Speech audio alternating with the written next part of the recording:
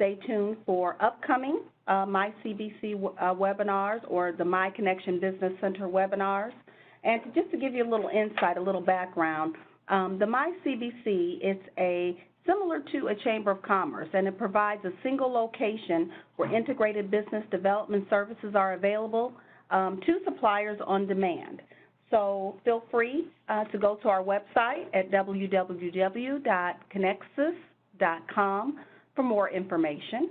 And you can scroll down and you'll see a spot on our website that says Supplier Services, and you can get more information about the My Connection Business Center, or feel free to contact us at the office at 513-204-2873.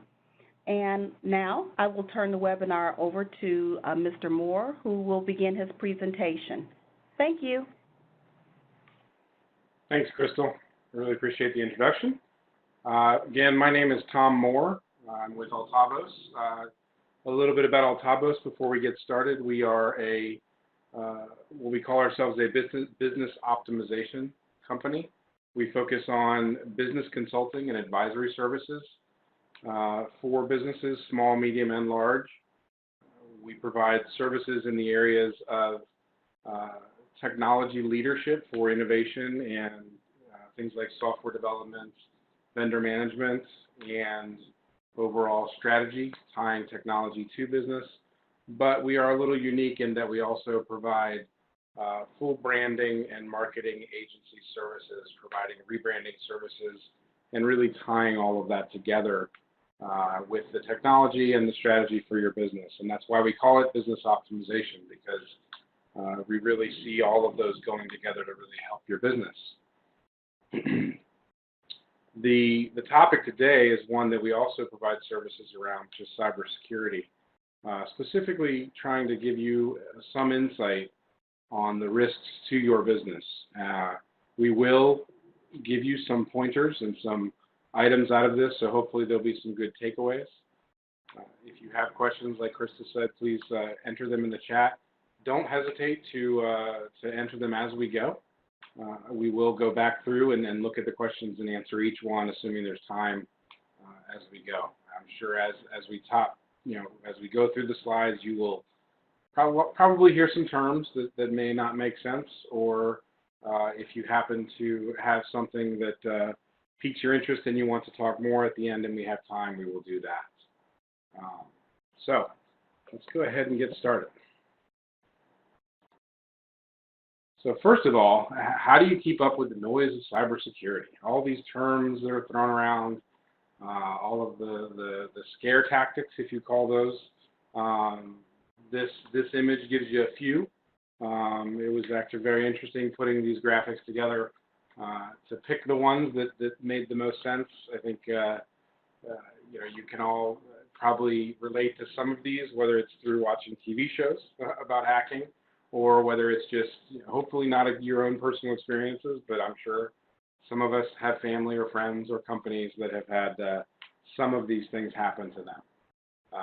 There are a million different ways for people to get at your stuff, and we will come back to this image and some of these terms and go back through those, and I will give you an opportunity at the end of the presentation to kind of take a pause on this same image and add questions if you want to know, for instance, what a honeypot is, which is one of the terms on there.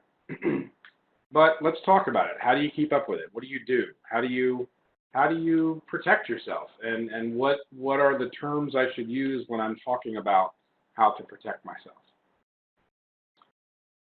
Some of you may have heard the term attack vector. It sounds a little bit like a war games concept, but this is a really simple thing, and this is what you should always ask the question. If there is an event, or if you read about an event, or if a software vendor sends you an alert saying data was compromised, it's very important to get to the attack vector. This is really, how did they get in? That's the easiest way to describe it. How did they get in? And then there are certain things you're going to want to look for, and you want to eliminate attack vectors. That's the simple answer. The easiest answer to that is to be the smallest target. So if you look at the graphics here, the guy in tall ladder, he's got a huge target on his back, and that's not very good. You want to minimize how much you can hit. The guy standing with the smaller target, he might be envious of the size, but that's actually a good thing to have a smaller target. But the best way to be the smallest would be to turn sideways. And that's what that red graphic down next to be the smallest target is. If you can make yourself invisible, that's even better. And that is possible. You can do that. It does take some effort and some time, but you can make yourself invisible, believe it or not. So let's talk about one of the big ones, and one of the big ones that was on that skull and crossbones image, phishing. I'm sure at some level, like I said, whether it's through TV or readings or personal experience, I'm going to go ahead and guess that probably 90% or more of you have been recipients of phishing emails.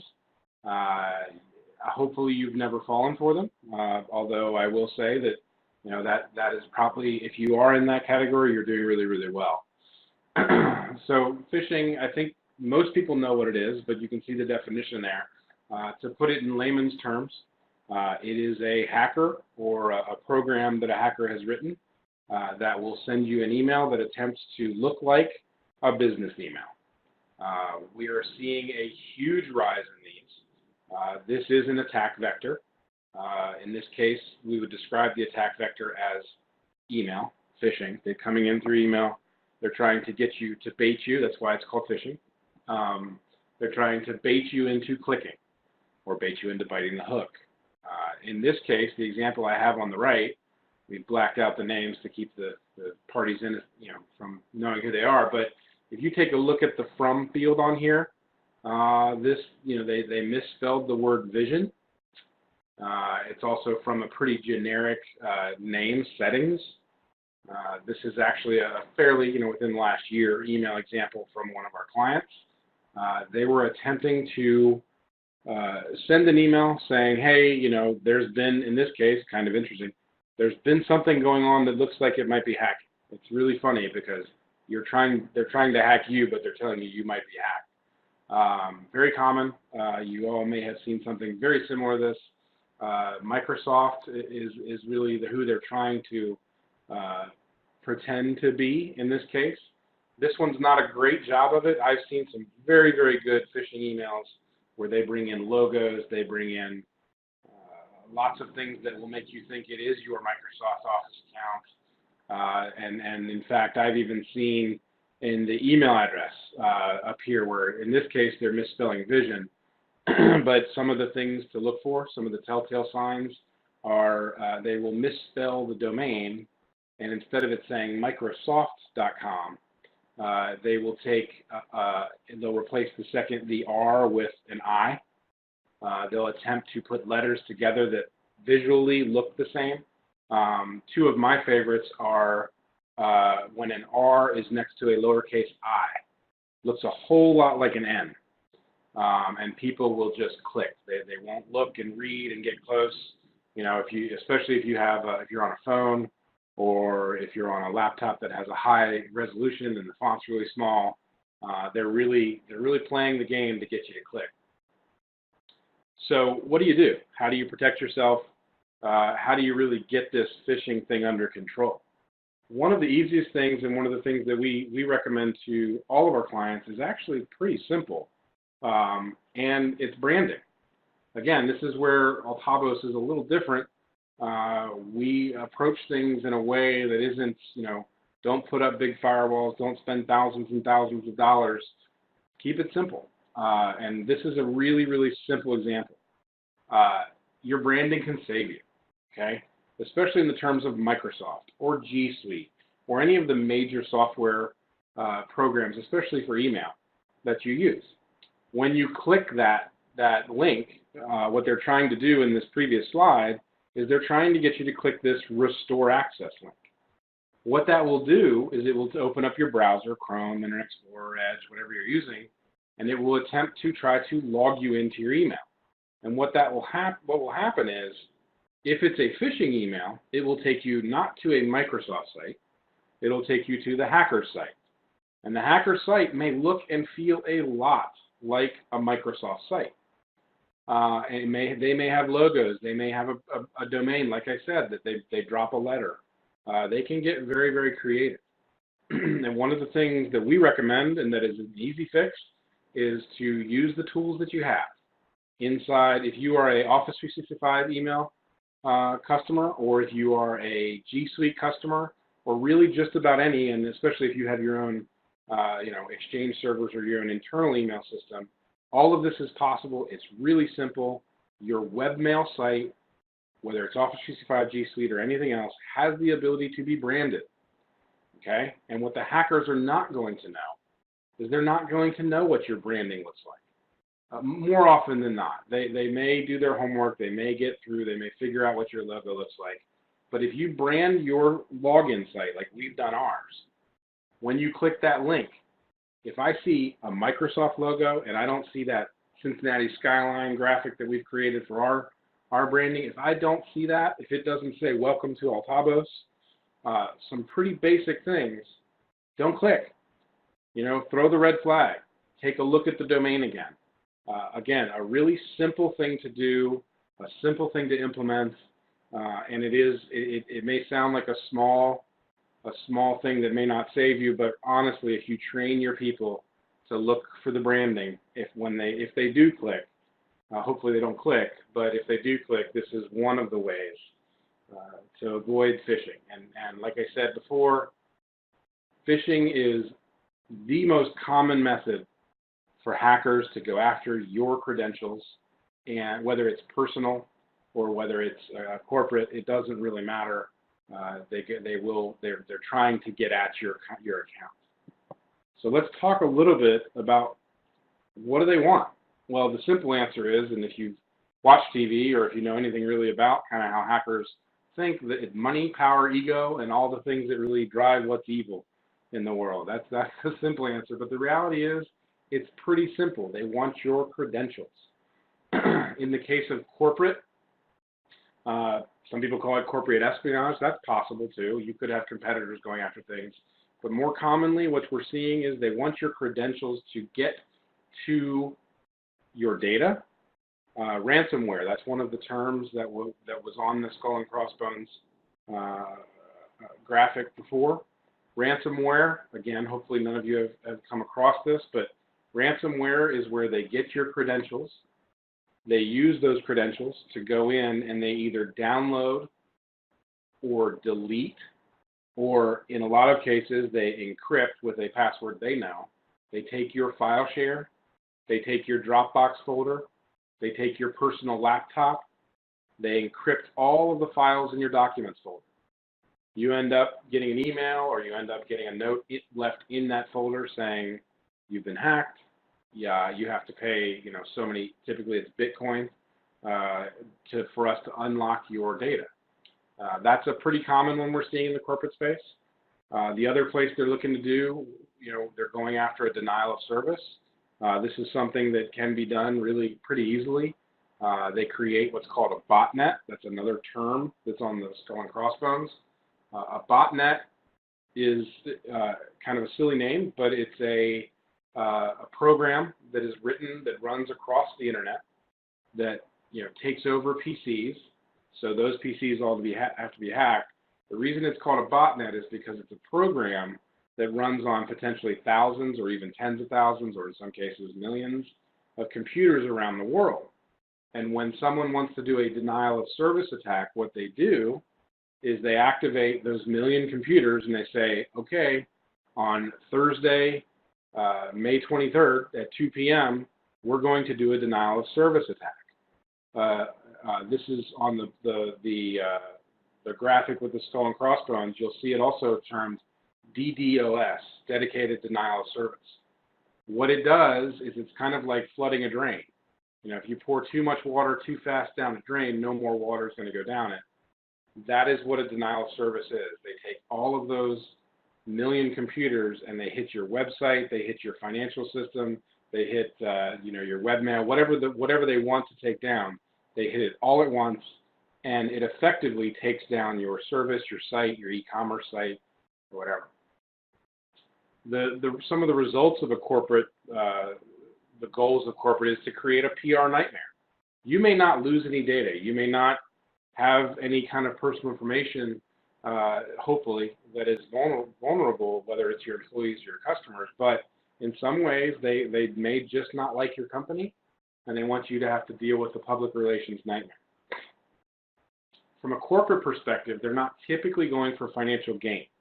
It is not that common to go after a company's bank accounts or a company's specific company assets for financial gain. They will go after the employees to get the employees to go purchase gift cards, to upload money, to send checks, all of those things, but they will not necessarily go after corporate financials because a lot of those systems are locked down, and hopefully yours are too. But the biggest one and the scariest one, which results in a PR nightmare, is customer data. This is the one that hits the news. You guys have all seen it.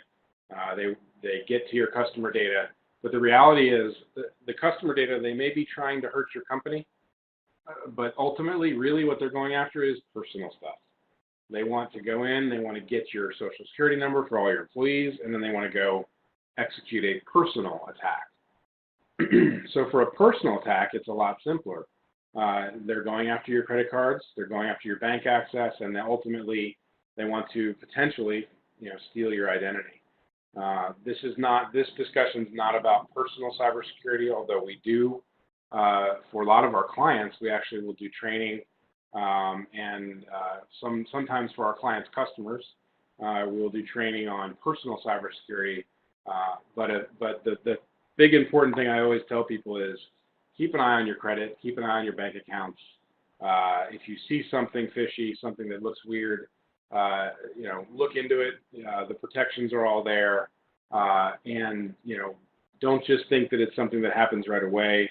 A lot of times, the customer data that is exposed by a company, whether it's your company or Facebook or LinkedIn or any of the big ones that have been out there, a lot of times hackers will sit on that data and sit for a long time.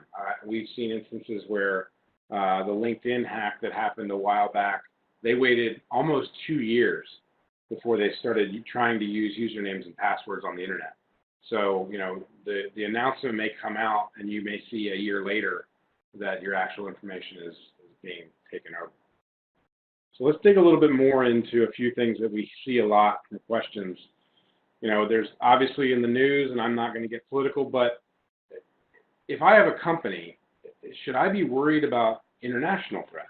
China, Russia, other countries, should I be worried? Well, it depends. I hate that answer, but it really does depend. It depends on how much international exposure your company has. I think, I have, my brother works at GE, and you can imagine, the answer to this question for that company is absolutely. They are constantly targeted, and that's obviously for military reasons. But other companies are too, and typically they're looking to influence your company or influence the industry that you're in. They may be looking for political gains by taking down an industry or a competing industry. They may be looking for social impact. We all know the whole Russia stories, depending on what fence you're on. I think it's pretty fair to say that there's a lot of posts and takeover and try to change the social viewpoint. General disruptions in your business, and fear-mongering or competitive fear-mongering between customers or your customers. Economic impact. This is a big one, especially from China. There has been a growing, concern around trade secrets, intellectual property, and industrial competition where, there could be targets from international companies and international, even potentially international governments where, if they're trying to expand in the steel industry, they may attempt a targeted attack across U.S. steel companies. So we have seen some of that. It does happen. Again, it is something that you need to assess as a risk, whether or not it is a risk. And again, going back to what I said in one of my first slides, make your attack vector very, very small. Make yourself invisible if you can. That's one of the big things. But it is a question we see a lot. So let's see what's going on right now. How bad really is it? Everybody always asks, there's a lot of noise, there's a lot of fake news out there, I guess. How bad really is it? What does it look like? And we get this question a lot. and we use a source, and if you guys want to jot this down, and we can send it in with the presentation when we send it out. There's a source, a website called Hackmageddon. They do a pretty good job of boiling down the big ones, and it is a lot of data to sift through. It's something that we do and kind of help summarize, and that's where this next couple slides are from. This is just the last 6 months, and I pulled out the ones that I think may ring true with people. There's some themes in here. This is by no means the full list, and this is not just one slide. But the ones that I think will kind of ring true with some people, a lot of banks on here, Bancorp, Bank of Chile, Bank of Montreal. Obviously, financial institutions are going to be a big thing. Airbnb, I think everybody knows what Airbnb is. Fortnite, that's one that we're seeing a trend. Fortnite has been hacked and been a big target. And I think, those of us that have children, or if you play it, just be careful on Fortnite, because a lot of people, you got to be careful what you put out there. Macy's, a Cincinnati company, they had an incident as well. You can kind of look through this list. A few more. I mentioned Office 365. Microsoft does a really good job of cybersecurity, and they, while this does say here Office 365, which is a Microsoft product, if you're not familiar with it, that's Office 365 is their cloud-based email and Office products. Office 365 was not hacked, but their users have been targeted. And I will tell you, on Hackmageddon and all the trends, they are always on the list, because it's a huge target. It's like saying Google users are a target. They're always going to be a target. But some interesting ones on here: Minecraft, another game. Some military and public sector stuff, the U.S. Air Force, U.S. State Department. Some of those have gone under fire.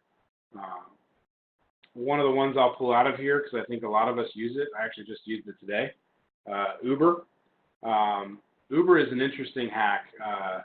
They have had vulnerabilities, they have had exposures, but Uber users are targeted more often than not. And an interesting story, I have someone that had their Uber account hacked, but they never had anything happen other than they started seeing receipts pop up. They were in the U.S., they were based out of Boston, this person was, but the receipts they started seeing were receipts from the Middle East, people in Dubai taking Ubers, and people, somebody just kind of going around the city, and he would get the receipts, and they basically stole the information to be able to get free rides. So not a huge impact, but it is a very interesting kind of story. And again, this was by no means the full list. It really does look just at the last 6 months. And I kind of tried to pull out a few that I think will ring true with people. And again, we'll provide the Hackmageddon kind of source for this and a little bit of that. But it is a little daunting to read through there, and a little bit scary in some respects. So let's talk about some of the trends and some of the big events that hopefully some of you have heard of. I know in talking to Crystal before this meeting, as we kind of flipped through the slides, this one rang true with her. So Target, the stores. This was one that was hacked. It's a very interesting story. We'll talk about the attack vector. So the attack vector was actually a third-party hardware service supplier, where they came in and their laptop had a vulnerability, which means that person, in this case it was an HVAC contractor,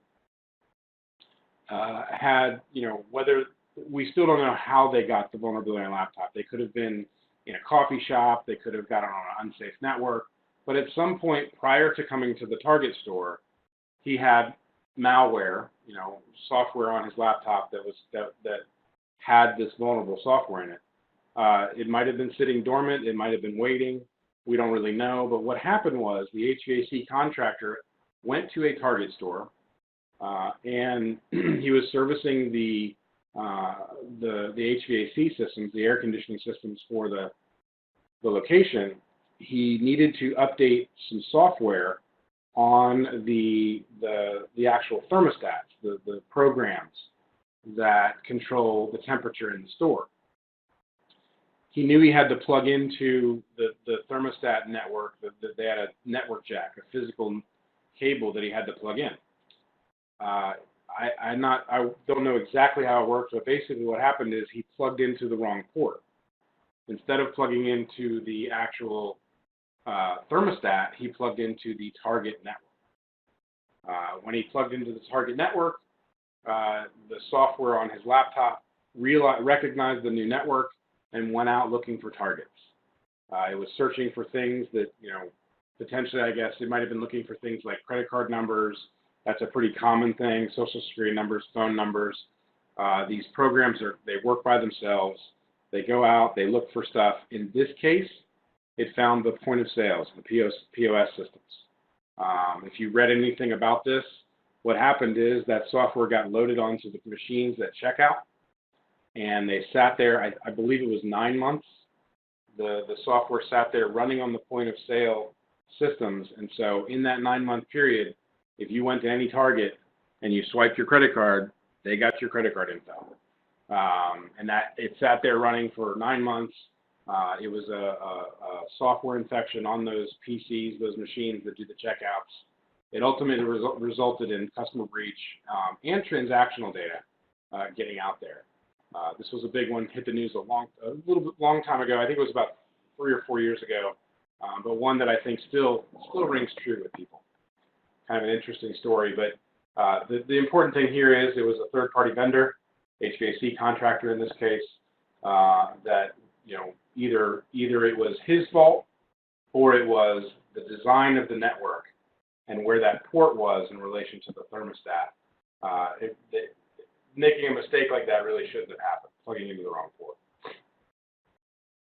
So let's talk about another one, Anthem. This is one that made the news, and if you're an Anthem customer, you probably got the emails. But in this case, another interesting story. It was a phishing email. So the story breaks down something like this. There was a technology conference, I believe it was in Las Vegas. There was a systems administrator for Anthem that was at this conference. He was a database administrator for Anthem, and the hackers knew where he was. They may or may not have been following him around, but they knew where he was. It's not uncommon for hackers to follow conferences, especially tech conferences. And they found this person out. They identified them as a potential target. They ultimately found out where he was staying from a hotel perspective. And they knew when the conference ended. And the day that everybody was checking out of hotels for that conference, they targeted a phishing attack. I'm sure they didn't just go after this Anthem employee. They probably went after lots of them. They sent an email that looked very much like, I believe it was a Hilton that he was staying at. It looked a lot like a Hilton email, came from a domain that looked like Hilton. It said, hey, to download your receipt, your itinerary, and your bill, click here to download it, log in, and be able to download the PDF of your receipt. He clicked on it. It loaded software or did something to steal his credentials, got onto his laptop. He went back to Anthem, to his job the next day or two. As soon as he plugged into the network, his credentials that they had were used to get into one server. He was a database administrator, but once they got into that database, they got more credentials, and then that one again sat on the network collecting information for a long time. Ultimately, this was a big one because it wasn't just customer data. It was personal information, customer information. They know who's working at Anthem. They know that their personal information. But you could argue this is more sensitive data. They got healthcare information, so they knew who had what diseases or sicknesses. They got all of that information, and they ran with it. This is one that actually affected me personally.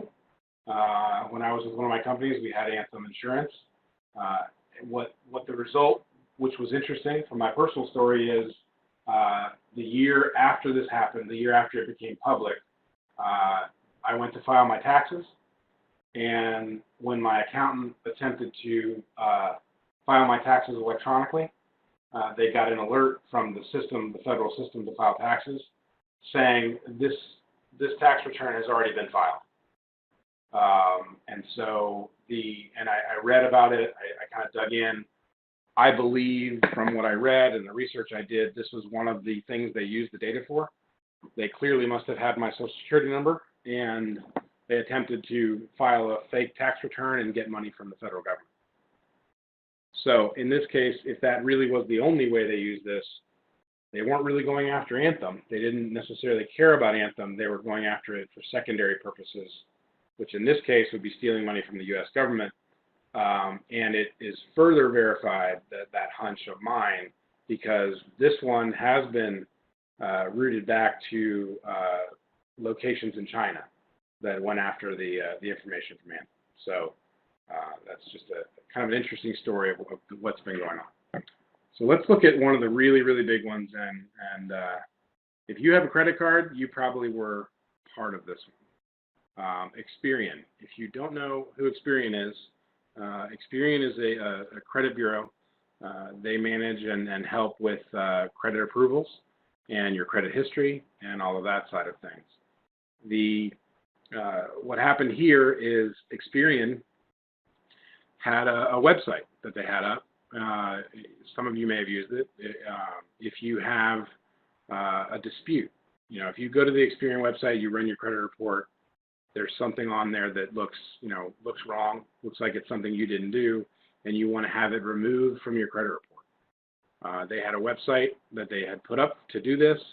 That website was not updated, was not kept current, and hackers were able to go in, access the website, and effectively kind of break through. They got into the web server at Experian, they stole credentials, they got database access, and then ultimately they got server access. Unfortunately, if you've ever applied for a mortgage, a credit card, or car loan, or any of that stuff, when those companies run your credit, they put all of your personal information into the systems. Experian is one of those systems that receives it and sends back a report to say your credit rating is 700, 800, whatever the number is. They store all that information. They did not store all of that information encrypted. It resulted in a customer data breach. Personal information and credit cards were all out there. And this is one of the biggest ones. And this is one of the ones that when it happened, Experian had a massive hit to their business. And they still are kind of not recovered from this one, because this affected pretty much everybody in the United States.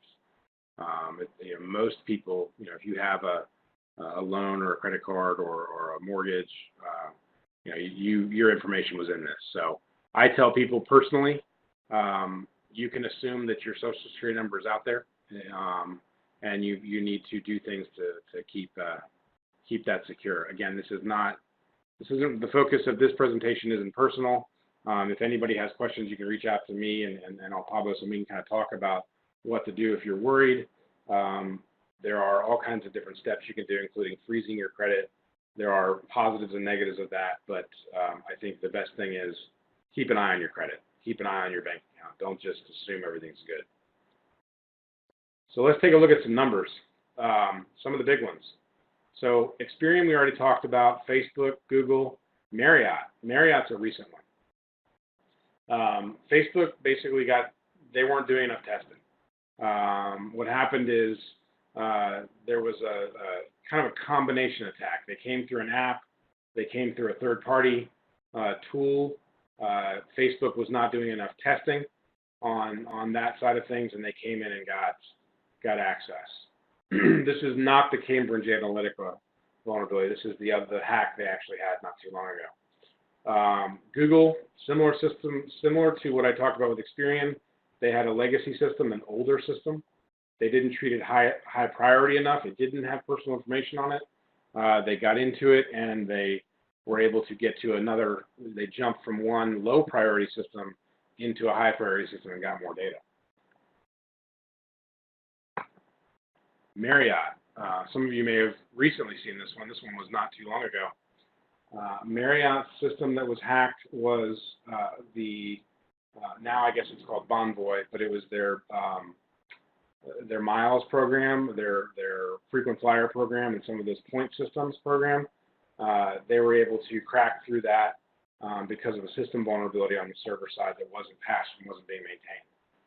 In the case of Marriott, they got your history for all the hotels you stayed at, but I don't believe they got your credit card information or anything like that if you had that stored. They did know you were a Marriott customer. They got in and they were able to see your history and tell who you were, which is important. And I don't want to downplay your personal information or your employees' personal information. What you saw something before where I talked about a combination attack. A combination attack doesn't just mean passwords. If I know that you are a Marriott customer, and I know that every June you go to, West Palm Beach, then I know that one, you're not going to be home in June so maybe I can send you an alert about your house, or I know you're going to be in West Palm Beach, so I'm going to target you and know you're there. So just because it's not your Social Security number or your personal information to steal an identity doesn't mean that it can't be put together with that. And that's what we're seeing more and more of. These hackers that get one set of data, they go after another set of data, they put the two together, and they end up with what they need. So just some numbers on the number of the estimated. All of the stuff's estimated because they don't like to give out these kind of results. But Facebook, 87 million records were exposed. Google, 52 million. Marriott was the big one, 500 million records, and then Experian was 147 million. And that roughly equates to the majority of the U.S. On the Experian side of things. And this is only in the last.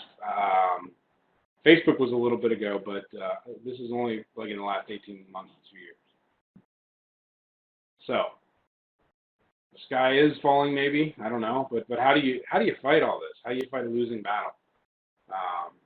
In your company, it may seem daunting. It may seem, like it's going to cost a bunch of money and all that, but it's a pretty simple thing. And this is one of my favorite quotes from Einstein.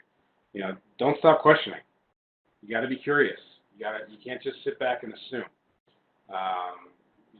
If you do that, you're going to be sadly surprised when it does happen. So what kind of questions do you ask? How do you know if your company is ready? So are we ready? Is my company ready? And I'm going to break down the different teams that you have inside your company and what the questions should be that you ask them. And then we'll talk about a few examples and what you should look for. So what system is the most vulnerable to external threats? Your IT team should know that. The easy answer is anything that's publicly facing. So websites, your webmail, because your webmail is, if you have access to email through the internet, through web browser, that's one of them that's easy. But there could be others. But the systems they should absolutely know which systems are critical and the most vulnerable. Where do we store sensitive data? You should absolutely know that. Your IT team should know where every Social Security number, bank account number, even home address, phone numbers, things like that of customers, they should know where that data is. That's the first step. Second step is, okay, good, you know where it is. That's great. Is that data encrypted? Okay. It should absolutely be encrypted. There is no excuse. Encryption is not a difficult thing to do nowadays, but it absolutely should be encrypted. If you get any answers from your IT teams that say we don't know where it all is, or we don't know if it's encrypted, that's a red flag that should be thrown out. Then you ask the IT teams, okay, what do we do? How do we respond if there is a data breach? Will you be able to know how much data was breached? Will you be able to track down how it came in? And finally, are you testing? Do we proactively test the answers to that first question? Well, if you know all of our websites and e-commerce stores and webmail are all our most vulnerable systems, are we testing them? How often are we testing them? What are the results? Can I get a report showing what they are? This may seem, what I just described, may seem like a lot of work for your IT teams, but in today's world, there are services that you can buy that are not thousands of dollars by any means. In some cases, they're only maybe a few hundred per year. where you can say, I have this website at this location, I have this e-commerce site at this location, and here is where my email system is. And you can buy a system that will test it monthly. You can even have it test daily, and it will kick out a report saying everything looks good, you're up to date, we haven't found any vulnerabilities. Think of it as a virus scan from the outside. A lot of times it's called a vulnerability test, and some people will call it a penetration test. A penetration test is more of an orchestrated test, but a vulnerability test just basically says, okay, I was able to connect to this server. I tested all of the known exploits, all of the known vulnerabilities. I didn't find any. You're good as far as we know. That is absolutely something that IT teams should be doing. Like I said, now that I've gotten into some of the action items, feel free to write questions or ask for me to expand on things as we go. I definitely want to get back to things that you asked in this specific section, because these are things that are the takeaways that you can go away and ask. And you know, if you want to say something like, what do I do if they answer this way? Feel free to post a question like that, and I'll jump back into it, and we'll hit that stuff. So that's your IT teams. Let's take a look at your employees.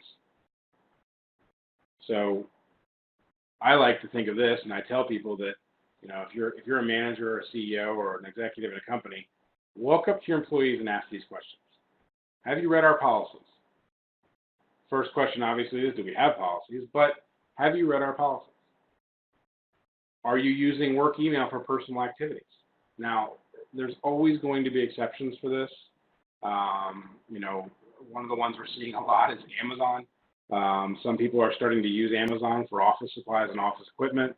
And, you know, are you using your personal Amazon Prime account to purchase stuff so that we get, you know, 2-day delivery and things like that?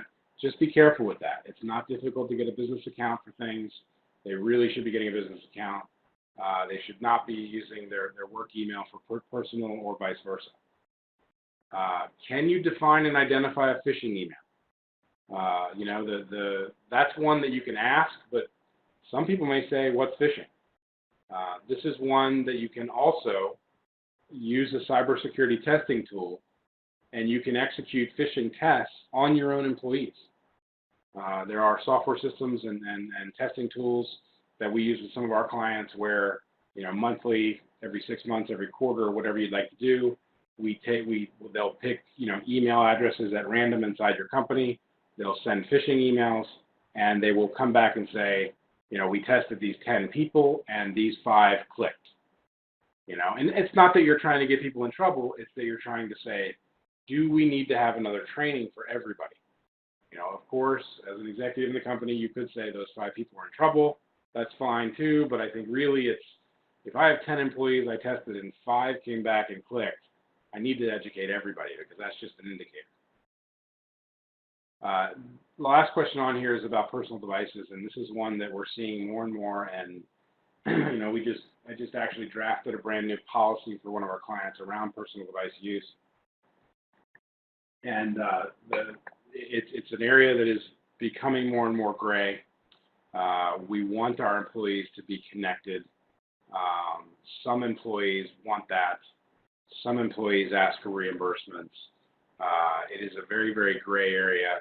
You need to be careful. And this is a question you should ask if you have a policy that says do not use your personal device for company resources. You may reword this question to say, are you following our personal device use policy, and do you know what it is? Because in some situations, like the example that I just gave of our client, the personal device use policy we created enacted a emergency contact response plan for disaster recovery or cybersecurity, where if the phone system went down or if there was an emergency of some sort, they make an exception and they allow people to use their personal devices. And so that's just a wrinkle to some of this area where it becomes a little gray. But it is something you need to focus on with your employees. So let's talk a little bit about vendors and third-party companies in general. The big question here is, are they vetted? And vetted means a lot of different things. It really depends on what the vendors are.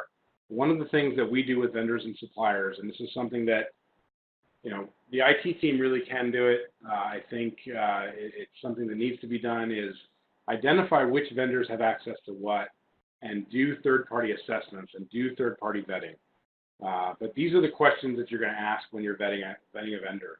One, do you background check your employees? That's a simple one, but it's one that a lot of people don't check the box on. In your contracts, when you sign a contract, especially with somebody that has access to your technology, you can put clauses in there that say you must background check your employees. We highly recommend that for any kind of a technology contract or people that have access to your technology, your network, your act, things like that, which is a lot of vendors. One of the ones people always ask me about is, we have janitorial staff. Do I need to background check them?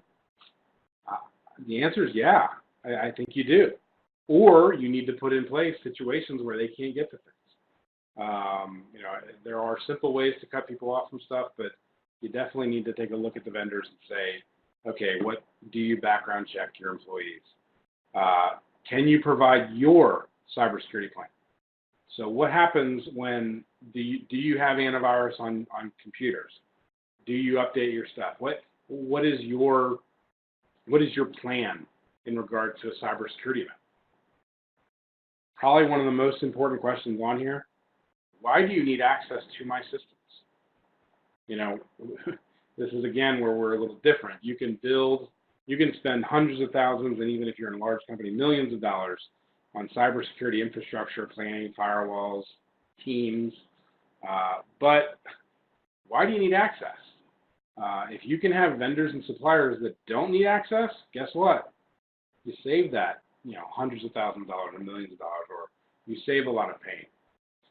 What insurance do you carry? That's one that a lot of people don't ask. Everybody assumes companies carry things like the general liability, but there are other insurances that are specific to cybersecurity. In the case of Target, for example, that HVAC vendor, had they asked that question, had they found out that that HVAC company carried cybersecurity insurance, then the reaction that Target had to do, which ultimately was an email to customers and offering credit freezing, the cost of that stuff, Target's insurance company would go after the HVAC company's insurance company, and it would be less of a burden to their company. So it's an important question to ask. The other one, and this is not necessarily cybersecurity related, is financial situation. And this is a simple one. It's, can you survive a situation where you're hacked or we are hacked and we're down for two days or something? How financially stable are you? We recommend that in general with vendor evaluations. You need to know that. If they're working, check to check and customer to customer, you need to know that, because it really implies that they're probably not doing this other stuff. Suppliers, obviously there's the give and the take of vendor versus supplier, but you need to vet them the same way. All of the other questions still apply for vendors, but on suppliers, you're going to be, using their systems in this case, so you kind of reverse it on them. You might be going to a system like ConnXus and going out and placing an order through a supplier site. You're going to upload, a company credit card to that site to purchase things. You're going to have a login potentially to things. You want to ask the question, how do you approach your life cycle? Are you staying upgraded? Are you staying up to date? Are you running things that are out of life cycle, that are out of support? What level of access do you need to my systems? Are you going to do things like single sign-on? Single sign-on, if you don't know what that is where you use your company's credentials to get into the supplier's website. That's all great, but if it's not done the right way, then you've kind of opened up your company credentials to that supplier, and then if that supplier has a cybersecurity event, they may get access to your systems, inherently. So that's something you need to absolutely ask. What level of access do you need? What data do you require? Again, this goes in that same thing of why do you need access? Do you need my data? Do you really need my data? Can I just give you my name and email address? Do you need my address? Do you need my federal, my FEIN, my identification number for my company? Do you need all that stuff? And then in the case where you have a tighter relationship with a supplier, and this is just the first question of many you should ask.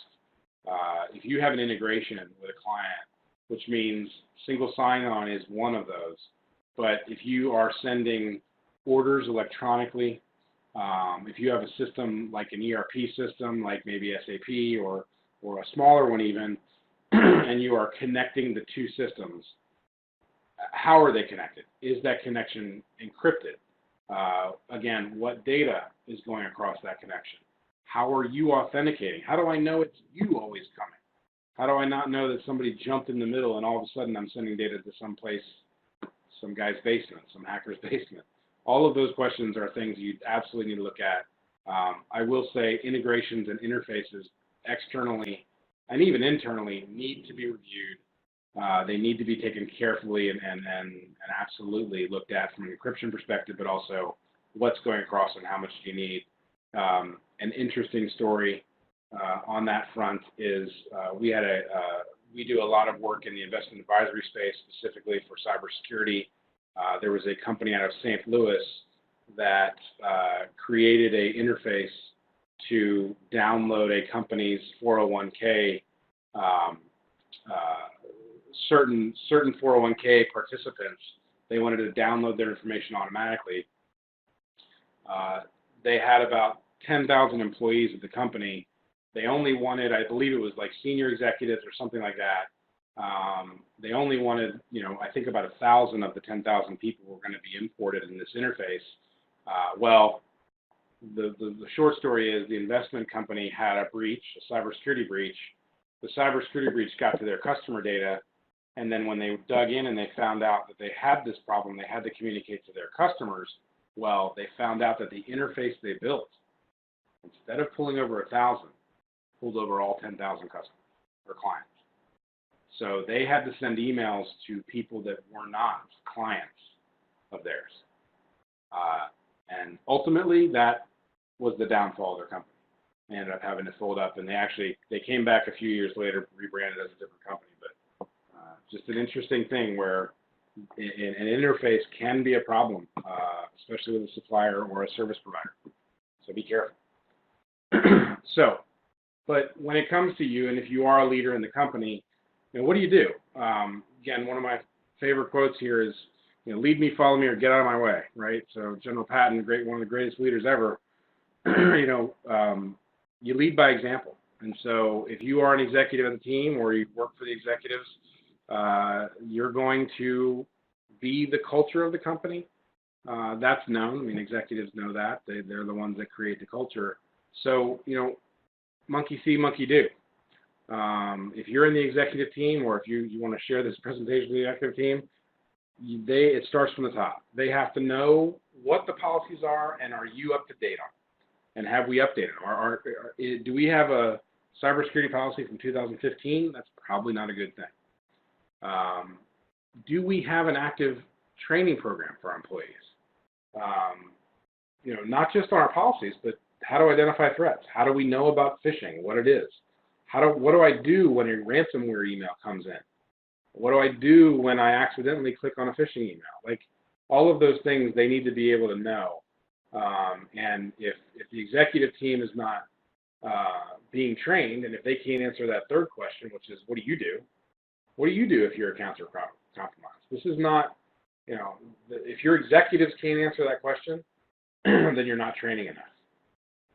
But the other thing about executives is, if there is an event, if there is something that happens, do you know what your role is?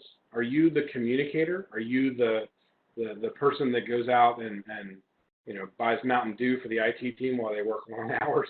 What is your role when one of these events happens? And ultimately, and this may be the first question, is, are you trained? Do you feel comfortable as an executive in all of the policies, the plans, the reaction plans? Go back to those IT questions I put before. As a CEO of a company, you should absolutely have a good handle on, at least at a high level, what your vulnerable systems are, where you are most likely to have an event. You should know that. And it's not difficult to know. You know, I listed them very simply, but an executive should absolutely be able to say that too. They should be able to say all of our external websites, our e-commerce sites, any of our third-party supplier portals, and our webmail. Like, they should be able to just rattle that off and know that, because if they don't know that, then they don't know where to even look for this. So that's a little bit about the questions, and again, going back to my Einstein quote, I think if you're not asking these questions, then there's no way you're going to be ready. But there's also some things you can just kind of walk around and do. So let's take a look at a few of those. So, you know, ultimately, we're all trying to assess on a daily basis, are we vulnerable? And how do you know, if you're not an IT person and you're not in this business, how do I know? How do I get a feel? We actually had a client of ours, we laugh about it now, but it is kind of scary. We had a client of ours, where it was a prospective client we were talking to. We sat down with them. They wanted to talk about cybersecurity. We didn't really know what they wanted to talk about specifically. So we went in, we sat down with them. At some point, a few minutes into the conversation, he said, "Hang on, I got to ask you a question." They were a fairly large company. They had a cybersecurity team. They had a cybersecurity officer.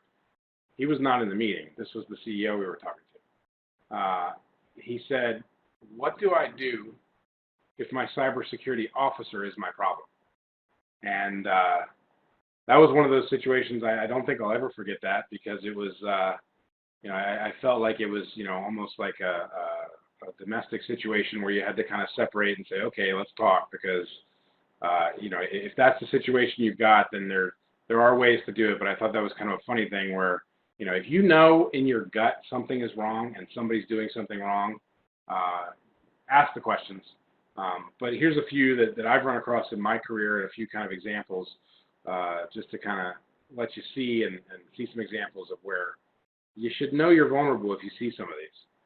So in my travels, I've had teams where we had to do due diligence and site visits and all of that. We had very specific data standards, technology standards, and all of that, but we had a lot of remote locations. And we would somewhat randomly make trips out to audit and assess and make sure that the locations were trained and that things were implemented the way they should be. We walked into one location and we said, okay, let's go take a look at the data closet, the server room, where the network gear was. And this is actually what we saw. That is a working toilet. That is a working bathroom. They installed the server rack and the network gear, and all the hardware was in that bathroom, and people still used it as a bathroom. You know, aside from the kind of grossness of that, water in an area where your servers are is not a good idea. But you know, those ports, now that's a backside of a server rack, but all of those ports, those gray boxes, the 4 of them there, those are network switches. They have anywhere from 12 to 48 network ports on them. If I'm an HVAC vendor and I'm at this location and I need to go to the bathroom, I have access to the full network.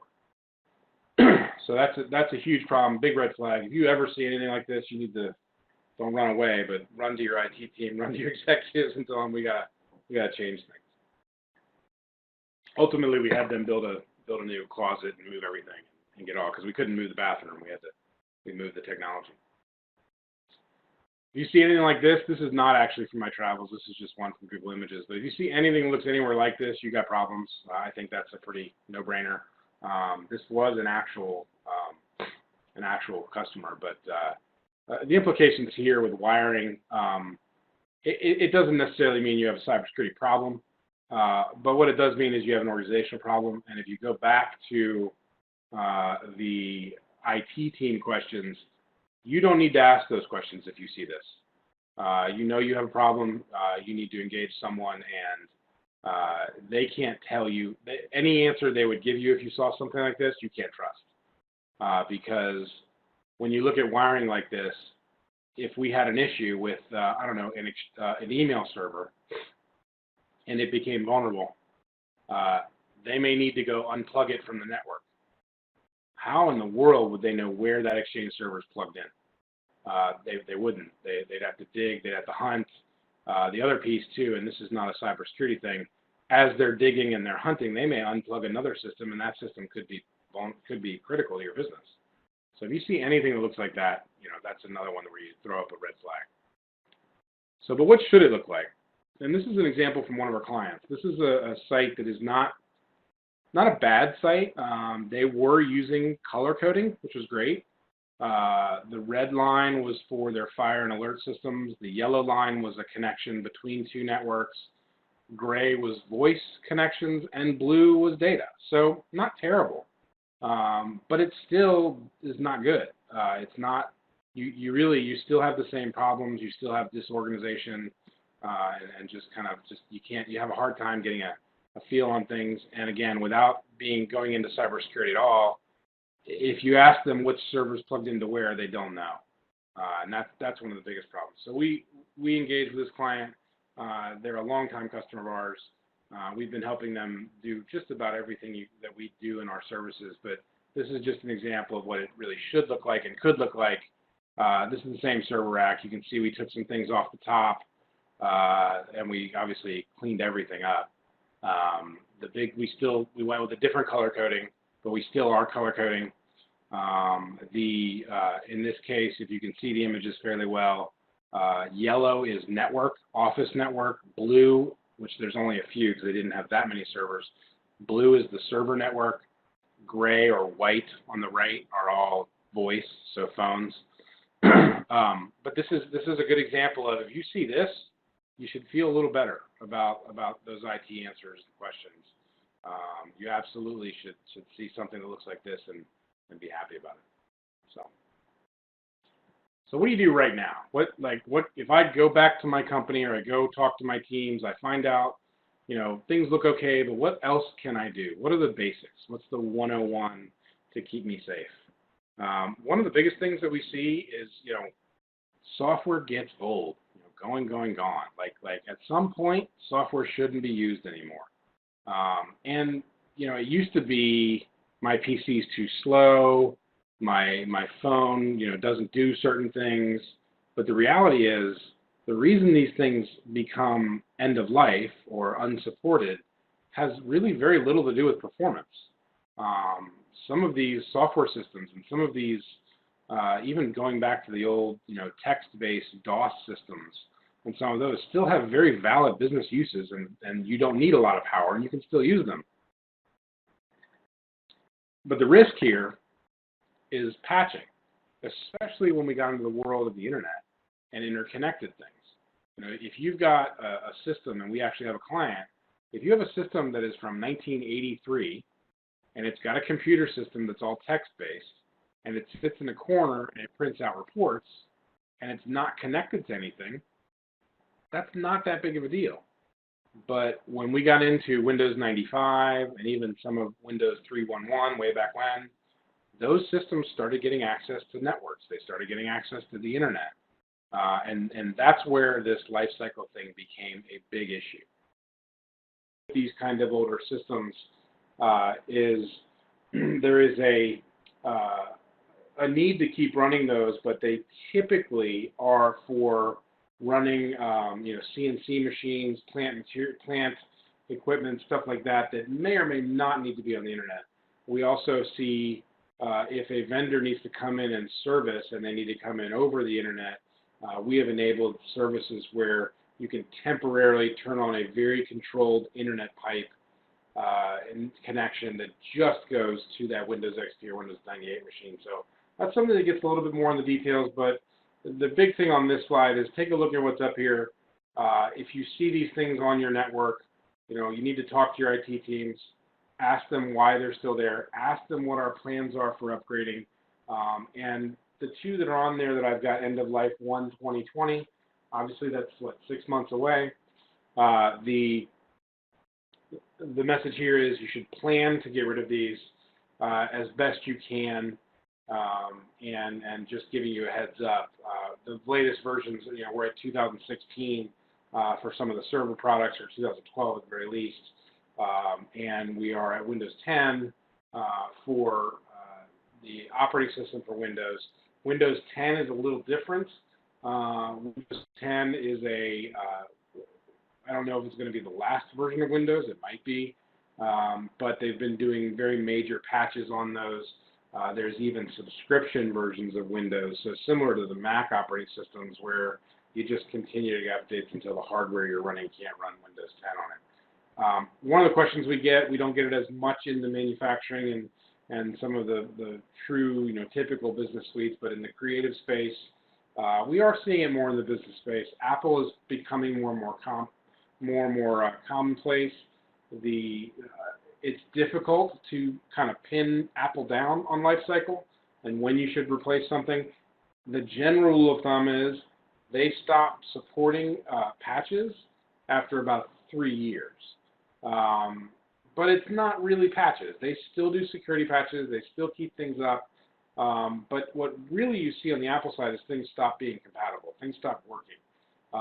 But I can tell you for sure, El Capitan, which they have always got cool names for their operating systems, that was released in 2015 in June, and it is dead. We're 4 years out from that, so that is one that you definitely want to pull out if you can. But I will give you just an example of that. We had a client recently that had El Capitan on an old Mac, and we attempted to install the antivirus platform we were running, and it wouldn't run it. So that's the example I'm giving you. If things stop being compatible, and you kind of have to. So Apple's, I don't know if they're a little better, but it's a little bit easier to tell when something doesn't run by trying to install new software on there.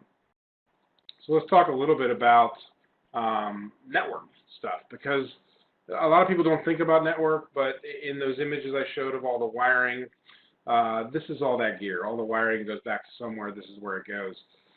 If you don't know what a switch is a switch is really the distribution. Think of it as the plumbing in your house, the pipes you never see. That's the best way to think of switches. All those wires that are running in your walls of your offices that have ports that you physically plug a network cable into, they go through the wall, they go back to a place, hopefully a centralized place. They plug into a switch, and that switch then distributes it, much like a plumbing system, distributes water, distributes out that data. Those switches are very important. They have a life cycle typically of 5 years. You can usually extend that, but they have a life cycle typically of 5 years. Firewalls, I'll stick with the same analogy of your house. Think of a firewall similar to the cutoff valve in your house. So when a plumber comes to work on your house, and if it's bad enough, they need to turn the water off. When they go down your basement, they turn that screw or the valve to turn the water off. Think of that valve as your firewall. If they need to turn it off, they turn it off there, and you can't get any water in your house. Firewall is exactly the same, except it is your barrier for internet. So your internet comes through a pipe, just like a water pipe, and your firewall is the front man, the first point of touch that allows you to turn things off, turn things on, control things. And you can imagine, in the world of the internet, your firewall is what protects you from the nasty stuff out there. Keeping your firewall up to date, patched, and under support is absolutely critical. It is the most critical thing in your business from that perspective. Your switches could fall behind life cycle. Your firewall should really never come off of support. One of the things that has happened that a lot of people don't realize in firewall technology over the years is firewalls are now management devices for your whole network. It's pretty common. That means they control antivirus potentially in your network. They control filtering for all of the nasty malware, making sure people are using secure, encrypted connections, all of that. Those are all settings and configurations inside the firewall. That's one thing. But here's another way to think of it. On your PC, you run an antivirus program, hopefully. That antivirus program is patched on a regular basis. Well, guess what? A firewall runs an operating system that needs patched. If you're out of support, you're not getting patches. So that's like having an antivirus tool that hasn't been updated in 5 years, if you ran it that long. So firewalls are critical. Now, there's a little bit of a gray area, and this is what the asterisk means. Wireless access points in phone systems, you can see the life cycles up there. The asterisk there really means if you're running a 5-year-old wireless access point, you probably should look at that technology because you are probably running on stuff that may be causing business problems. It may be slow. It may not have the coverage. You may be able to upgrade that and see a significant benefit to your business. So we typically, not from necessarily a support perspective, but from a functionality perspective, recommend upgrading phone systems and access points before they get to be 5 or 10 years old, for sure, for the phone systems. If you're running a 10-year-old phone system, reach out, let us know, because you're probably missing out on a lot of new functionality that's come out. And that's something you definitely need to dig in and see, because you can really lower your operational costs for phone systems, also all of your risk exposure, by replacing the phone systems. And even though you might be a large phone, you might have hundreds or even thousands of phones, you can still put in modern systems that get you a lot of benefits while reducing your risk. But let's take a look at one of the big gotchas out there. And while we were gone, we actually had a question around Amazon Web Services, and this kind of falls in that category. So one of the big gotchas we see is we code everything. We think we're special. We have a bunch of custom codes. Some people do it because they think they're special. Some people do it because they don't want to pay for the licensing, and they think the code is going to get them a lower bang for the buck. This is kind of a mantra that I tell everybody is when you code software, you need to think about the maintenance. You need to think about the long term. The example I've got up here, if you spend $100,000 paying an application development team, or paying Altabos in that case, that is a one-time development cost where you're going to have 5, 10, whatever number of developers working on the software, building the software. It may cost you $100,000. The general rule of thumb for maintenance of software is 20%. 20% of what you initially spend is what you should expect to spend annually to maintain. Maintenance is not enhancements. Maintenance is there's a new version of Windows Server, there's a new version of Linux, there's a new version of Oracle, there's a new version of SQL database, there's a new code structure for JavaScript, or a new framework, or that kind of thing. It's as those releases come up, you need to try to stay current. And as you're staying current, you may need to update your code to work with the new system. That's what that $20,000 is for. Has nothing to do with adding a new widget, or adding a new business process, or adding a new piece of code or screen. That is an enhancement. Maintenance is $20,000. So really, this really doesn't have much to do with cybersecurity, but that's something everybody needs to think about is build for your differentiators. Keep it simple. If you can use software that you pay a subscription or a license for, you may pay some maintenance on it, but the software company has to do all the development. The software company has to keep it current. Again, this gets back to your vendors. You want to evaluate your vendors and make sure that their software vendors are keeping things current. And this is really related to cybersecurity. If you have external developers, even if they're one-time people, they need to be the most vested people in the company. You're giving them keys to the kingdom in a lot of places. You're giving keys to the database, to your servers, to all kinds of things.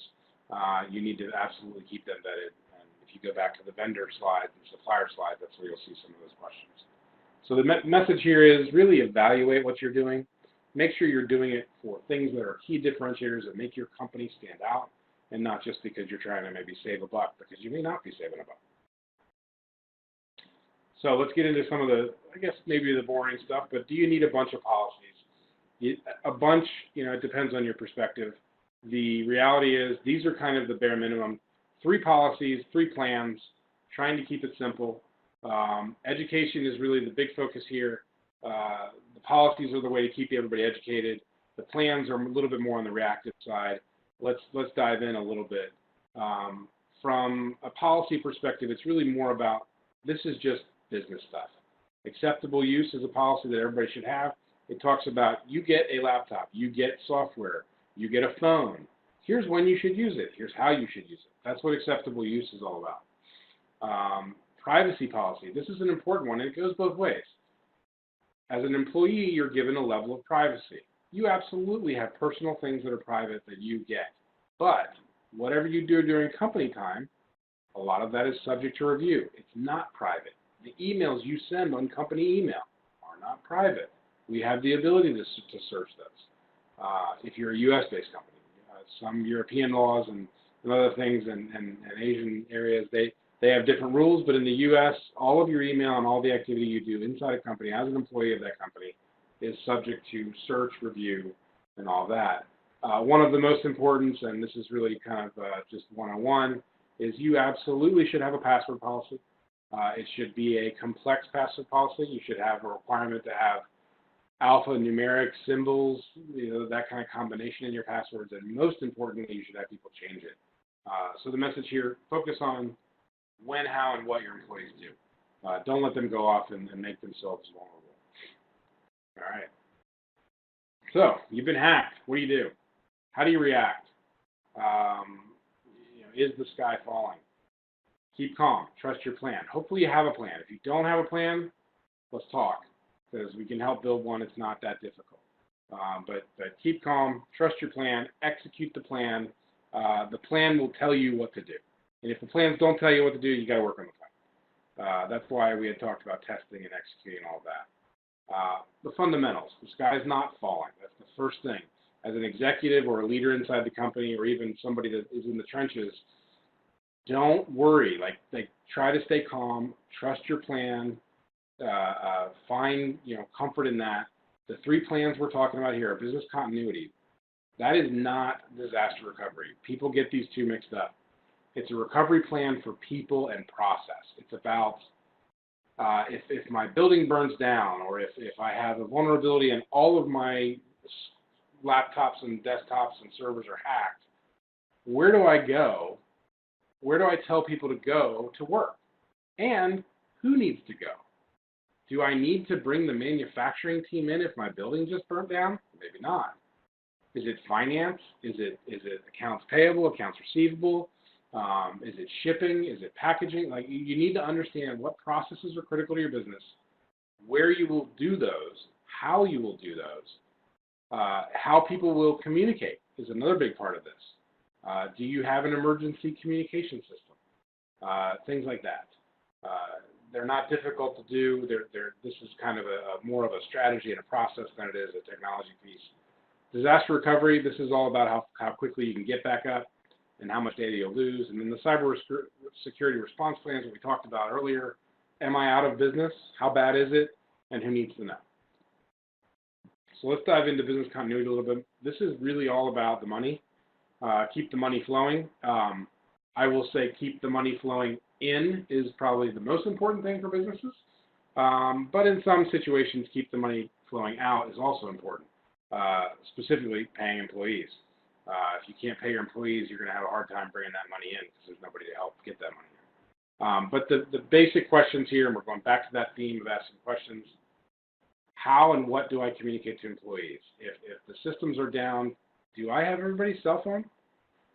Do we have a centralized website, an emergency website where people can go for updates? Do we have a system status page? We need to define those. We need to know where people physically will go. If there's an incident. If someone has, God forbid, there's an event and you don't want people to show up to work, for whatever reason. Could be somebody's sick. Could be, could be something like there's some problem with the building. There's something going on in the building. Where do these people need to go? Who needs to come in? We talked about what are my critical processes. This is a very quick snapshot, but there is an entire process we run to identify critical processes. But can you make and ship product? Can you provide services? And can you pay employees? Those are kind of the one-on-one you got to get it done. But as an executive or leader in the company, or even just a manager or a departmental person, you need to define what is normal in the case of an event, and how do I get back to it? Is normal full services? Usually not. What are the base services? What can I say is normal, and how do I get back there quickly? In terms of disaster recovery, this goes back to that IT team's discussion we had earlier. Do I know the truly critical systems? So going back to business continuity, this is where they overlap. If I need to get my financials back up and I need to get my shipping software back up, those are critical systems. How critical? Okay, they're critical. Where are the backups? How do I restore them? Then once you figure that stuff out, now you need to realize how bad it is. How long will it take me to restore? There's a term that if you want to impress your IT teams or talk to them, it's called MTTR, mean time to repair or restore. That's pretty self-explanatory, but basically it says we declare there's an emergency. It doesn't necessarily mean there's an emergency for the whole company. It could be that, hey, our file server was hacked. We've got a ransomware request. How quickly can we restore the system to before the attack happens? So that would be your IT team saying our mean time to recovery is 24 hours, which means from the time we declare that emergency and say we can't get that server back, start restoring it. How long does it take to restore? How much data will I lose? So that's the second question. It might take you 24 hours to get that file server back online, but if they have backups that are a week old, when they bring it back up online, you're going to lose 7 days of data, okay? In a file server, that might not be that big of a difference, but in a financial system or something like that, it becomes more of a challenge. So these two things are big levers. MTTR and RPO, recovery point objective, is, how quickly can I get up and how much data will I lose? Those are things that we do a lot of strategic design with companies, and you can imagine the tighter you pull those, the more the money costs. There's always a balance. Is restoring in 24 hours and losing 1 day enough? Is restoring in 24 hours and losing 7 days enough? It depends on the system. It depends on the criticality. It is definitely a process, but that's something you'd absolutely want to look at when you're looking at disaster recovery. And then the last question, and this is really the base question, is, okay, we've got a plan. We know what we're doing. Do we test it? It's only good if you test it. And you need to test it. You may not need to do a full site test to emulate if you had a massive disaster, but the critical systems, I would say you definitely want to test. Can we restore this? How do we restore it? And do we test it on an annual basis, I would say, at least on those critical systems. But this is all about getting the lights back on. So your cybersecurity response plan, these are going back to the question theme, was customer data breached? If someone gets in and they get access to all of your customer names, that's not really customer data. If they get access to names and addresses, there's a certain level of communication you may need to do. If they get access to their names, address, social security numbers, that's something that you probably gotta communicate. But ultimately, the determination of how much customer data was breached or what type of data was breached answers the second question of when do you have to send that email to customers. And that email is, we've been breached, here's what you got to go do, change your passwords if it's something like that, freeze your credit, here's how you do that. That email is one no one wants to send, but I will tell you that in this world it's become more common, and in some ways consumers are numb to that email. So it's become not as big a deal, but it still is a big deal. Do we have insurance? This is one you should ask before everything. We've already talked about that. But if you have insurance, cybersecurity insurance specifically, the process of sending out an email and saying, log in here to go freeze your credit or turn on LifeWatch or one of those, LifeLock, one of those services, your insurance plan can actually cover some of that. So it's important to know that, know what it is. The response plan, are we prepared? How would we respond if we got ransomware? Would we pay? There are some companies that have had some success paying the ransom and getting their data back. I don't necessarily recommend it. I would rather see you have backups and say, look, if ransomware happens, we're only going to lose a day of data, not a big deal. Like that's a better way to be prepared for ransomware. But what do you do? What's your response? Phishing, how do you respond to that? How do you get that done? How do you respond to a website takedown? If someone does that denial of service we talked about, your website could be down for a day, 2 days, could be down for a while. How do you communicate to your customers? How do you get things out? What do you do if there's a takedown? And then ultimately the response plan needs to end up in, did we fix it? If you didn't fix it, then you might as well not even worry about it. You might as well just fold things up, but because you're going to get breached again. Once you're breached, hackers, this is a question we get a lot, hackers do maintain a list of vulnerable companies and methods of attack vectors that have worked. This is also true in the personal world with robocalls. Robocalls are also another way of hacking and getting your information or stealing money from you. Those calls, if you pick up those calls, you get a certain level of your phone number goes into a database and they say this person answers. If you pick up the call and they take advantage of it, you go in that database and they say this guy's a sucker.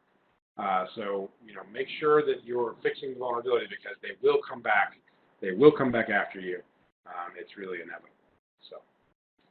So in wrapping up, I want to give you kind of just didn't come up with a cool acronym for this, but just a few steps that kind of keep you thinking about this, hopefully make you a little more comfortable about the process and makes you kind of think about what we've just talked about. So the first step in any kind of good cybersecurity plan is educate. Absolutely educate. People are the number one problem, and they always are. If your people aren't educated, they don't know about this stuff, you can't play blind because it's going to happen. You got to educate them. Policies, procedures, all of that are how you do it. Having sessions like this, or having sessions like this with the rest of your company, those are all good things. Prepare. Build the policies, build the plans, make sure they're there, make sure they're updated, and be ready. Enforce. Make people change passwords. Make people test the plans. Make people test recoveries. It's critical. Respond. Respond appropriately. Respond in a way that makes sense. You don't want to under-respond. You don't want to over-respond. You got to find the balance. You got to respond. And protect. Protect is all about the life cycle stuff we talked about, all about the plans, making sure you're staying current, making sure your IT teams, your employees, your executives, your vendors, your suppliers are all protected, are all following the rules that you lay down, and keeping you protected. So I'll pause here. I don't see any new questions. I know we had a little bit of a break. I lost questions we had before, but if anybody has any new questions, I don't see any in here. Does anybody have any questions about some of these terms on this page? That was one I was going to kind of throw out there and see if anybody wants to talk about them. So if you do, go ahead and type them in the chat. Okay, let's see, Q&A. All right, I'll pull out a few. Social engineering. Social engineering is one of my favorites. That is phone calls and dumpster diving and things like that. If you don't know what dumpster diving is, you better be shredding paper. And if you're not shredding sensitive documents, you need to, because there are people that will jump through your dumpster looking for paper, and they can get to you that way. But another cool thing about social engineering can be done over the phone. People will call up and say, "Hi, I'm so-and-so from Microsoft. I need your password." That's social engineering. That's someone playing on your lack of education or people's inherent desire to be nice to give up information. I got a question about pen testing. Pen testing is one where pen testing is short for penetration testing. We talked a little bit about that. That is typically hiring a firm to actively try to attack your network from the outside. It is something that, if you're in a larger organization, typically a cybersecurity officer would work through hiring a company to come in and execute that test. They would identify those vulnerable systems and they'd say go after them. Penetration testing can also be, you can lump in that phishing testing where people send in sample emails and see who gets phished. That's a part of penetration testing to some extent, but that's one. So pen testing versus denial of service attack. So denial of service attack, if you remember, that is an actual attack. Pen testing is something that you do to make sure you're not vulnerable. That's the biggest difference. A dedicated denial of service, that's what DDoS stands for. That is so there's two terms on this slide that make up a denial of service attack. The botnet is the piece, right? Malware and botnet. So those two terms. Malware we've talked about. Malware is software that can do a lot of things. It can take over your system. It can hide in the background of your Windows machine, waiting for you to do something or waiting for a time window. There's a lot of things that can trigger malware. But typically what will happen is malware will load on, this is that example I gave, they'll load it on millions of PCs or thousands of PCs. It'll sit there and wait for instructions.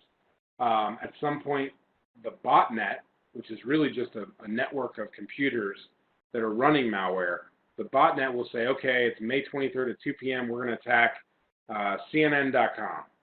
And the botnet will use the malware, it'll communicate out to those thousands of PCs. All of those thousands of PCs will effectively wake up and they will attempt to, it could be something as simple as loading the CNN.com website. And if you get 1 million people that hit a CNN.com website within a second or a millisecond of each other, they're going to overload that website and then no one else can get there. CNN.com is a bad example. Imagine if this was your e-commerce site. No one could put in orders. Imagine this was Amazon.com and they only took it down for an hour. Amazon would lose a ton of money. So a dedicated denial of service is actually an attack vector, an attack method. It leverages malware and botnets and puts that together into the attack. Pen testing is a way for hackers to test vulnerabilities. The examples I gave of Experian's website, where they had their the ability to dispute something on your credit report, that was hosted on a website. That website was not kept up to date. Had they been doing pen testing, they would have identified that vulnerability, they would have shut it down and been able to close it out. So accidentally installing malware, just got that one. The biggest method right now for people to accidentally install malware is actually phishing. If you go out to a website, you click a link from an email. Sometimes loading a website can accidentally load it. I think the bigger question here, and someone was asking this too, is what about antivirus? Antivirus is absolutely how you protect against malware.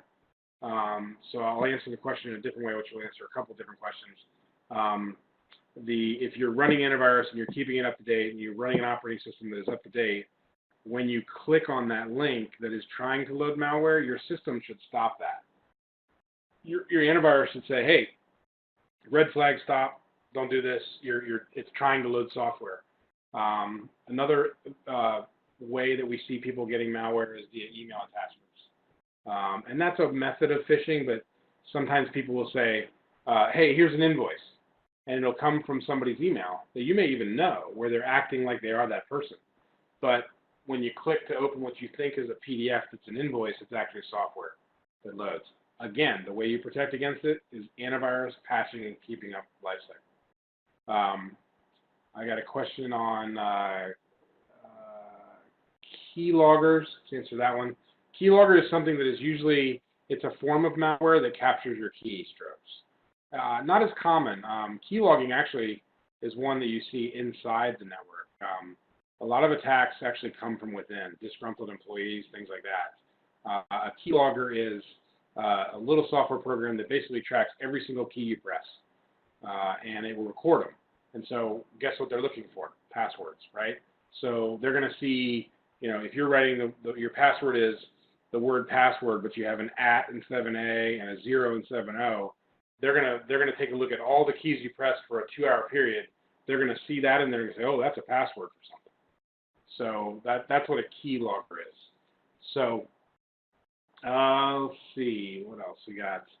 There's a couple questions about fulls. Okay, let me talk about fulls. So fulls and where's the other one? Whaling. I can't find it on here. I built this thing. I can't even find it.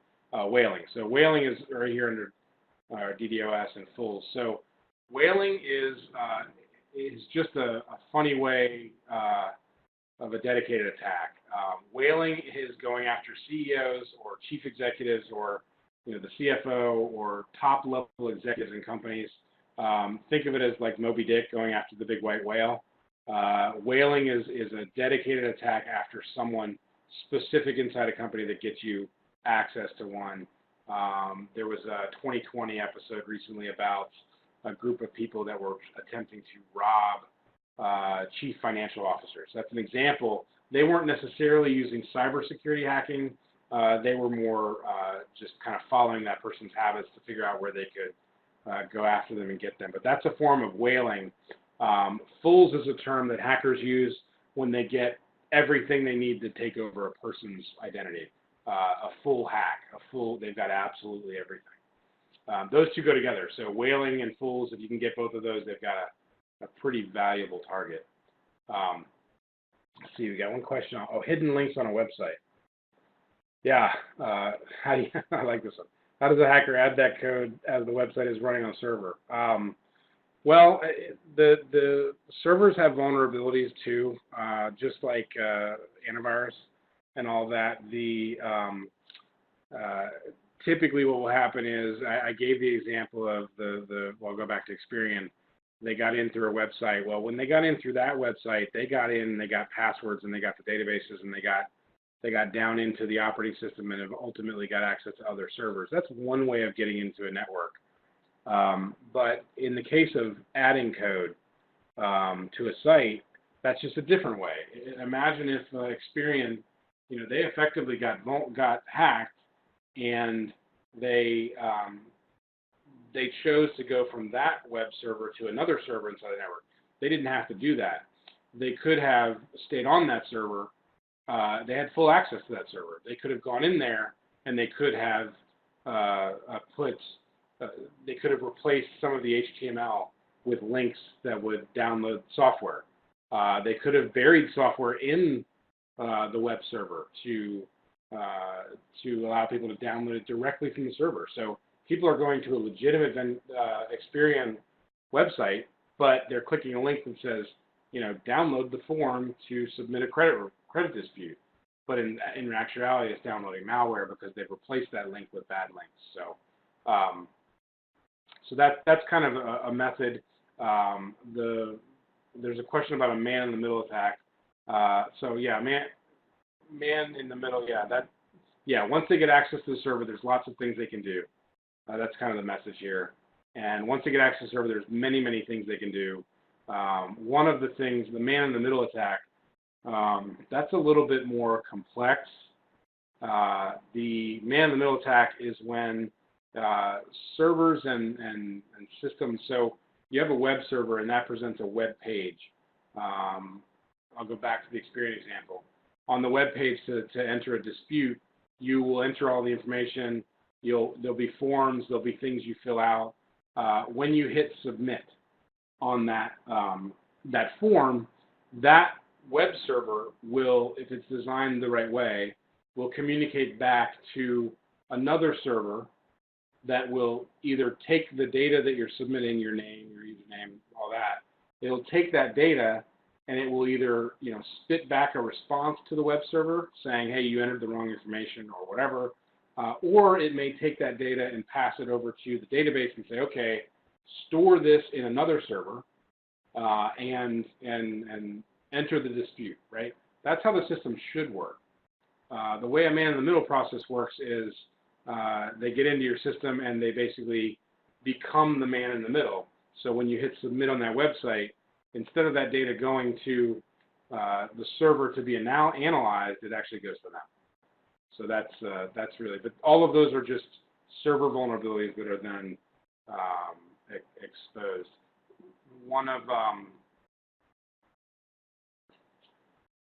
So one of the other ones that we're asking about is honeypot. That's actually one of my favorites too. And this is I guess it's a reference to Winnie the Pooh. He always falls for the honeypot. A honeypot is actually a white hat. So white hat and black hat hackers. A white hat hacker is a hacker that has decided to basically become good. Think of it as old Westworld or the old cowboys. If you wear a white hat, you're a good guy. You wear a black hat, you're a bad guy. That's what this is based on. There are hackers out there that become white hat hackers, and they are, they basically, their job is to catch other hackers. A honeypot is actually a tool that a white hat hacker would use. Basically, you set up a server that is vulnerable, and you know it's vulnerable, but you've got it isolated to the point where if someone gets in there, they're not going to be able to damage anything, but more importantly, you're going to be able to catch them. And it's very common process to try to catch hackers, because invariably when a hacker gets on a server, they think they've got everything. They're in there doing all kinds of stuff. The most likely attack type of attack is a question we just got. We talked about it. It's the biggest one on here. It's phishing is the most type of attack right now, the most common, and it gets credentials. It's kind of a lazy hack, though. You're waiting for people to kind of click. It's kind of like the lottery. That it's easy to send out millions and millions of emails, and that's what they do. They may get 1% hit of people actually clicking, and then they may get 1% that actually enters a password that's usable. They're really kind of taking a shotgun approach to things. So I know we're over the time. I know we had the little blip. I'm going to move on. I'm going to leave you with just a little bit of a nugget. I kind of hinted to this. This is my own quote. So no modern business exists today without technology. Everything has technology. It doesn't matter what it is. Even if you're on a shop floor using a manufacturing plant that's 10 years old, or a device that's 10 years old, the odds are they're collecting data from that. Even if they're not collecting data from that, someone's coming in to service that, or you're using a cell phone while you're doing it. There is going to be technology in your business. So cybersecurity risk is inevitable. It doesn't really matter. It's going to happen. You need to make that. You need to just, there's no such thing as 100% secure. It's going to happen. You're going to have risk. But the cool thing is, and I hope some of this came across, it's really time for people to think of it differently, turn that risk into opportunity. And I'll describe what I mean there. If you're secure and your business does these basic things, you're not going to be as vulnerable. If you're in an industry where that might be the exception, your competitors also have this situation. Their cybersecurity risk is also inevitable. So if you're prepared more than your competitors, and you're doing the basic things more than your competitors, then ultimately you may win out. But even more directly, if you do the right things and you do the right testing and you do penetration testing and you do vulnerability testing and you do all of these things, you can actually market that, make it part of your brand, make it part of the comfort of people working with you. A great example of that exists in the cell phone world. And those of you that have Android devices versus iPhone devices, I'll apologize, but there is a general feeling among cybersecurity experts that Android phones are more vulnerable than iPhones. It is true. Now, you can get into an iPhone, it's not impossible, but because of the closed network of iPhones, you can only buy an iPhone from Apple, right? You can buy them from other outlets, but the hardware is only made by Apple. So Apple controls the hardware, Apple controls the software. You can buy an Android from Samsung, from Google has them, from Huawei has them, all these different companies, and guess what happens is they take Android and they make it their own. And so there are all these different software levels and software running. Some of them run different email applications, some of them run other stuff. But on an Apple device, Apple software controls everything. You can't load an application that's not in the App Store. And so this is a perfect example of, from a cybersecurity perspective, and you may love Android, you may hate iPhone, or vice versa, that doesn't matter. It is an absolute truth that if you're worried about cybersecurity, you're worried about cybersecurity on your cell phone, then an iPhone is an inherently more secure device. It's a fact because of the nature of what I just described. Apple doesn't market that much.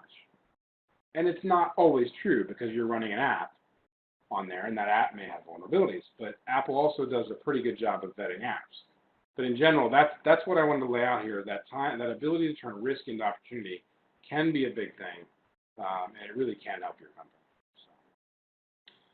All right, well, I want to thank you guys. I apologize for the little blip we had, but I think it was a good session. I went over a little bit, but I'm going to go ahead and blame that on the outage. And I appreciate you guys coming back. And if you have any questions, our website's up there. We really appreciate ConnXus and Crystal kind of working with us and helping us kind of get everybody in the room, and really, hopefully we didn't scare you. Hopefully we gave you some nuggets to walk away with. If you have any questions or comments or things afterwards, I think Crystal will be doing a follow-up via email, a survey, and if you need anything, go to our website, altabos.com, or you can email us at info@altabos.com, and we can sit down and talk about any kind of questions or concerns or follow-ups. So, all right, well, thanks a lot, and have a great day, and I think more importantly, if you are I guess in the U.S. and celebrating Memorial Day, have a great long weekend. Talk later. Bye.